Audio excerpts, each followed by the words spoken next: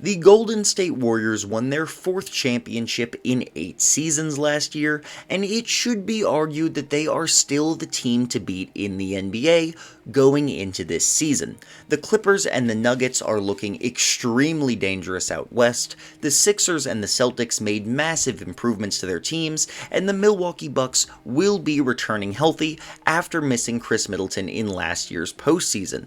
But Golden State is still the reigning champs until someone else takes them down, and despite their age, this team is not going to be dethroned without a fight. Steph Curry is going to be turning 34 next season and did just have one of the worst regular seasons of his entire career, but by the time the postseason ran around, he completely exited his slump and gave us one of the greatest finals performances in NBA history. So if I were a Warriors fan, I wouldn't be too worried about Curry starting to decline.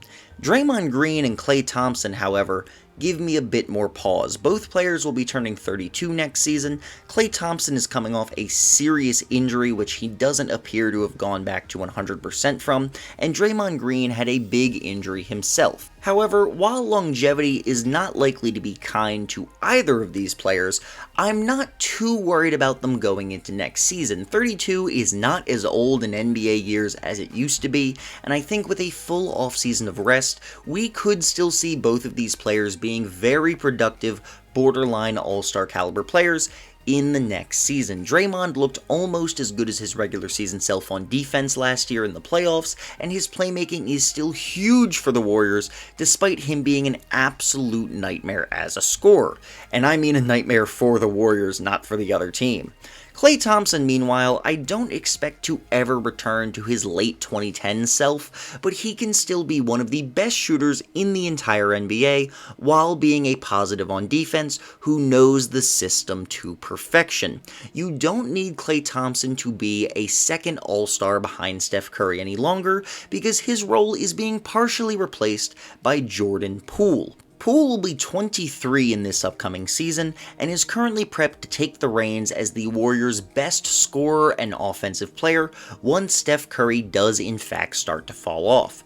His stats for last year are very good with 19 points a game as well as 4 rebounds and 4 assists on pretty good efficiency, but that doesn't tell the whole story because Jordan Poole significantly improved as the season went on, having much better stats at the end of the year even after Klay Thompson's return than he did at the beginning of the year. He's a great shooter from all areas of the floor, he's a pretty creative finisher at the rim, he's able to create for both himself and others, he is just a very exciting and fun player to watch, and he could legitimately be in all-star talks next season if he has another little jump in production. Meanwhile, Andrew Wiggins seems to have finally found the perfect place for his own skill set. He's not the superstar caliber or even really an all-star caliber player that many people expected him to be on the T-Wolves, but what he can be is a very good complementary piece for this Golden State team. His defense has finally taken off, his three-point shot is really coming along, he's still pretty good at getting to the rim,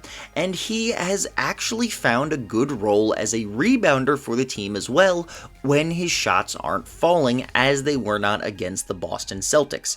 I'm really excited to see Andrew Wiggins continue to fulfill this role on the Warriors. He is a very important player for them and a perfect system player after so many years just not fitting with Karl Anthony Towns and the rest of the Timberwolves roster. Kevon Looney just got re-signed for about 3 years, $25 million. He is a phenomenal role-playing center for Golden State. He knows their system perfectly. He's great at cutting to the basket at the right time. He's a very good and very underrated defensive player, and just a really important big man for this team who's kind of lacking size. Jonathan Kuminga was only 19 years old last year as a rookie, and he looks like he has some serious star potential in the future. He has the length to be a very good defensive player, he's already a good finisher at the rim, his three-point shot needs some work but isn't non-existent, it could certainly come along a bit more, it's not difficult to see, and overall he's just a very promising, very young player who could be a future all-star as well. Moses Moody, a lot of people are really high on, but frankly, I just haven't seen enough from him to even comment. I don't know if this dude can be a legitimate NBA player or not, but what I am confident in saying is that he is multiple seasons away from being a quality rotation player for anybody, so I'm not too high on him. They did, however, get one very good free agent to make up for the players they lost, and man, this team lost some important players. Gary Payton II is gone, Otto Porter Jr. is gone, Nemanja Bjelica is gone, I probably just said his name wrong, I'm sorry. Juan Toscano-Anderson is gone. These are a lot of very important bench role players for this team who fit their system well, and in replacement, they have Dante DiVincenzo, and DiVincenzo is also a perfect fit with the Warriors, don't get me wrong.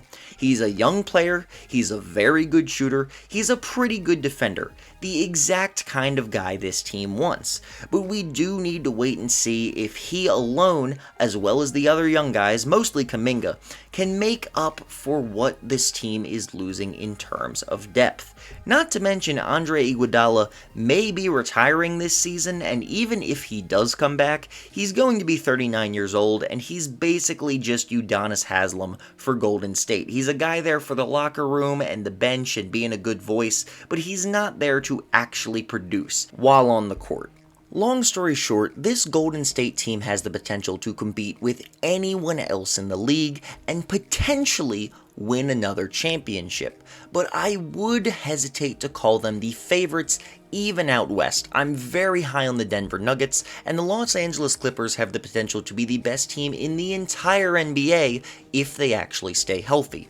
Meanwhile, the Eastern Conference has several very tough contenders of their own, and I'm not certain that Golden State could beat any of them in a potential final series. But with all that said, this team is going to be very, very good and should be viewed as a legitimate championship contender going into the next season. But what separates them between being just a contender and actually winning a title is going to be the development of their young players and the ability to stay healthy. If Jonathan Kuminga takes a decent sized step forward and Jordan Poole takes a small one, it would do wonders for this team's overall depth. And if Klay Thompson, Draymond Green, and Steph Curry can all have full, injury-free seasons, the Golden State Warriors can absolutely win a 5th NBA championship and truly solidify themselves as one of the very few greatest dynasties in NBA history.